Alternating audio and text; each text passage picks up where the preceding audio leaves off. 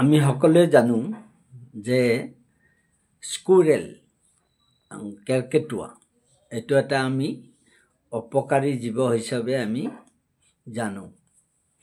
কাৰণ আমি সৰুতে থাকোঁতেও আমি এই কেৰ্কেটুৱাৰ উপদ্ৰৱৰ পৰা আমাৰ বস্তিত হোৱা তামোল আদিৰ যথেষ্ট ক্ষতি সাধন কৰিছিলে। আৰু তেতিয়া আমি এই কেৰ্কেটুৱাবিলাকক খেদাৰ কাৰণেও ব্যৱস্থা কৰিছিলোঁ। কিন্তু আজি মই এটা বিষয়ৰ ওপৰত কথা পাতিব বিচাৰিছোঁ যে সেই কেৰ্কেটুৱা বা স্কুৰেল প্ৰকৃতিৰ কাৰণে কেনেকুৱা ধৰণে উপকাৰী হয়। ভগৱানে এই পৃথিৱীত যিকোনো যি জীৱ জন্তুৰ সৃষ্টি কৰিছে প্ৰত্যেকৰে এটা একক তাৎপৰ্য আছে, আৰু সেই তাৎপৰ্যই আমাৰ যিটো জৈৱ বৈচিত্ৰ্য আছে, বায়'ডাইভাৰ্চিটি, সেইটোত সহায়ক হৈ থাকে। এই কেৰ্কেটুৱাও সাধাৰণতে ইহঁতে বিভিন্ন গছ গছনিৰ গুটি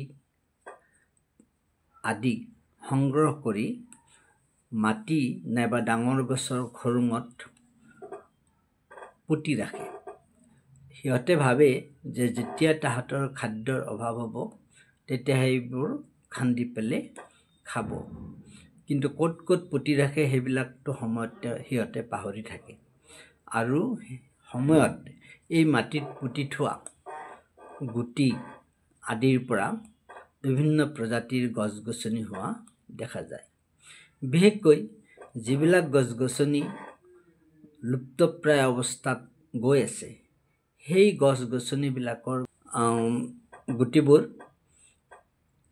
সিহঁতে মাটিত পুতি থোৱাৰ কাৰণে এটা সময়ত গছলৈ ৰূপান্তৰিত হয়। এইধৰণে আমাৰ যে প্লেণ্ট কিংডম আছে, সেই প্লেণ্ট কিংডমত এই কেৰ্কেটুৱাই এটা গছৰ বিন্যাসত, কম্পজিশ্যনত এটা ডাঙৰ ভূমিকা গ্ৰহণ কৰি আছে। যিবিলাক গছ হয়তো আমি মানুহে লগাই পেলাই অৰণ্যত কৰিব নোৱাৰোঁ, সেই গছসমূহ এই চৰাই চিৰিকটি জীৱ জন্তুসমূহে বিভিন্ন ধৰণে মিডিয়ামৰ জৰিয়তে কঢ়িয়াই আনি মাটিত পেলায় আৰু তাত গছ গছনি হৈ উঠে। কিন্তু এই জীৱ জন্তুবিলাক যদি মৃতপ্ৰায় হৈ যায় তেতিয়াহ'লে হয়তো এই ধৰণৰ কিছুমান উদ্ভিদ, যি উদ্ভিদ আমাৰ বা গছ গছনি আমাৰ বৰ্তমান প্লেণ্ট কিংডমত আছে, নোহোৱা হৈ যোৱাৰ আশংকা হ'ব পাৰে। সেইকাৰণে এই স্কুৰেলৰ বা কেৰ্কেটুৱাৰ যিটো বৈশিষ্ট্য, এই জৈৱ সংৰক্ষণৰ ক্ষেত্ৰত এইটো খুব লেখত ল'বলগীয়া। ধন্যবাদ।